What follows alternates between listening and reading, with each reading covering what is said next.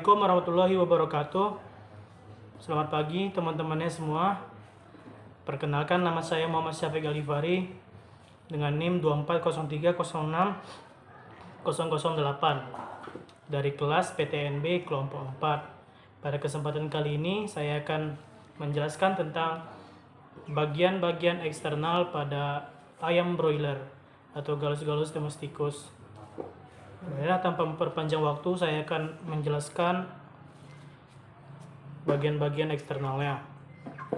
Berikut ini adalah ayamnya. Bagian pertama itu ada caput atau kepala. Caput ini terbagi beberapa bagian, beberapa organ. Yang pertama itu adalah rostrum.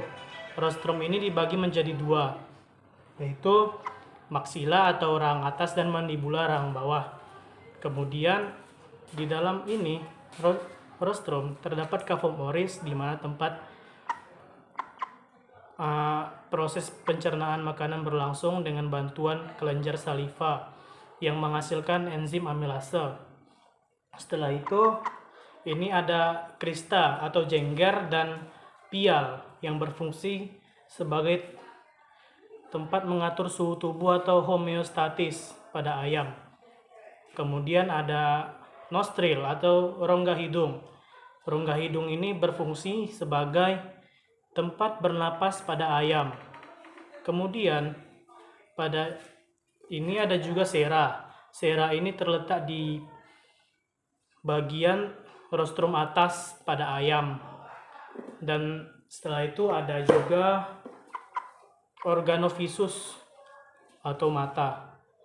Mata ini berfungsi tempat untuk melihat atau menangkap cahaya pada ayam. Setelah itu ada bagian serviks atau leher. Bagian serviks ini sangat fleksibel dan menghubungkan trunkus atau badan ayam dengan caput atau kepala pada ayam. Setelah itu ada bagian trunkus atau badan. Bagian ini dibagi menjadi bagian ini berfungsi sebagai tempat di mana organ-organ vital ayam berada, yaitu di dalam trunkus. Misalnya pulmo, cor, intestinum tenue, dan lain-lain. Kemudian ada sayap atau alea. Ini berfungsi untuk menjaga keseimbangan tubuh ayam saat bergerak atau juga saat bertengger. Dan pada ayam ini juga terdapat banyak bulu ya.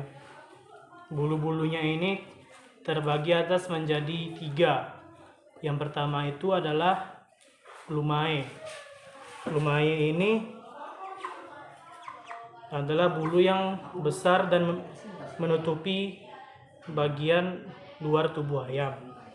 Kemudian di sini ada plumulae, yaitu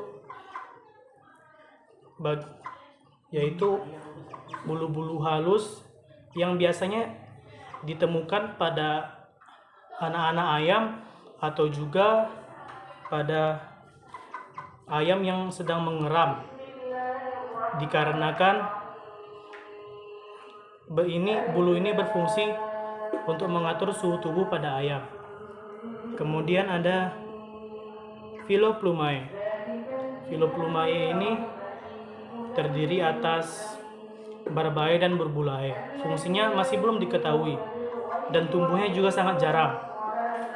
Kemudian berdasarkan letaknya, bulu-bulu ini dibagi menjadi 5. Yang pertama itu adalah tectrices, bulu yang menyelimuti bagian badan atau trunkus pada ayam. Kemudian di sini ada juga remiges. Remiges ini menyelimuti sayap atau alea pada ayam. Kemudian di sini ada rectrices yang menyelimuti ekor atau kaudal pada ayam. Kemudian di sini ada juga parapterum yang menyelimuti bahu pada ayam. Kemudian ada juga alaspuria, yaitu bulu yang menyelimuti digiti di bawah berada pada pes atau kaki. Kemudian bagian ini juga ada kaudal. Kaudal ini juga sama fungsinya dengan alia atau sayap tadi. Kaudal ini berfungsi sebagai menjaga keseimbangan tubuh pada ayam. Ya. Baiklah teman-teman, sepertinya cukup sekian penjelasan dari saya. Jika ada kesalahan kata, mohon dimaafkan. Saya akhiri dengan Assalamualaikum warahmatullahi wabarakatuh.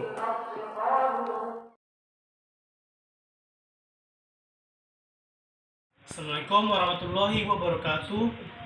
Perkenalkan teman-teman, nama saya Muhammad Syafiq Al-Ghifari dengan NIM 240300608 dari program studi peternakan Fakultas Pertanian Universitas Sumatera Utara.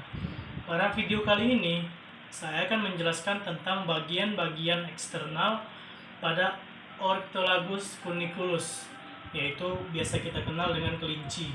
Baik, saya akan menjelaskan bagian-bagian eksternal pada kelinci ini. Yang bagian pertama itu ada caput atau kepala. Pada bagian ini terdiri dari beberapa bagian, yaitu ini rima oris atau mulut, celah mulut dibagi menjadi dua, labium superior atau bagian atas, bibir bagian atas, dan labium inferior, bibir bagian bawah. Kemudian ada nares externus, yaitu lubang hidung bagian luar untuk bernapas pada kelinci. Kemudian ada ini bulbulus oculi, terdiri dari iris, retina, pupil, berfungsi untuk melihat pada ini kelinci. Kemudian ada kelopak mata di atasnya atau parapleum. Kemudian di sini ada auriculae atau daun telinga. Kemudian di daun telinga terdapat lubang telinga yang disebut dengan porus acousticus externus. Kemudian di sini juga ada kumis atau dalam bahasa ilmiahnya itu adalah fibrisae. Baik, selanjutnya ada kolum atau leher. Kolum ini menyambungkan caput dan dengan trunkus badannya. Baik, selanjutnya ada bagian badan. Bagian badan ini dibagi menjadi toraks atau dada, abdomen atau perut, dorsum atau punggung. Kemudian ada glutae di bagian pinggulnya. Kemudian ada perineum. Perineum ini terletak di antara anus dan organ genitalianya. Kemudian di umbilicus atau pusar, di bagian ini karena warna kelincinya agak gelap, mungkin tidak terlihat ya teman-teman. Kemudian ada juga mamai dan juga kelenjar susu atau juga puting susunya. Karena ini jantan, jadi puting susunya atau mamainya itu tidak, papila mamainya itu tidak ada ya, tidak terlihat ya teman-teman, tidak berkembang. Kemudian lanjut ke bagian organ genitalianya. Karena ini jantan, maka dia memiliki penis di sini di bawah anus. Kemudian selain penis, di sini juga kelihatan skrotum atau kantong zakar. Kemudian di sini juga kelihatan tempat keluarnya urin dan juga sperma pada kelinci jantan ini. Kemudian lanjut ke bagian ini, eksternitas liberae atau alat geraknya. Yang pertama itu ada pada bagian eksternitas cranialis atau bagian depannya. Yang pertama itu adalah ini brachium, yaitu lengan bagian atas. Kemudian ada antebrachium, yaitu lengan bagian bawah. Kemudian ada carpus, yaitu pergelangan tangan. Kemudian ada juga metacarpus atau telapak tangan. Di telapak tangan ini ada jari-jari tangan, yaitu phalanx atau digiti juga bisa. Kemudian di sini ada juga cakar-cakarnya ya teman-teman. Kemudian di bagian ini adalah eksternitas caudialis atau alat gerak bagian belakang. Yang ini yang besar ini adalah femur. Kemudian di sini ada betis atau crus di bawah femur. Kemudian di sini ada tarsal, telapak kaki, bagian pergelangan kaki.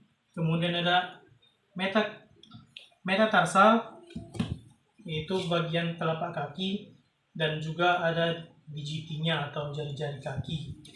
Kemudian pada bagian terakhir ada kaudal atau ekor.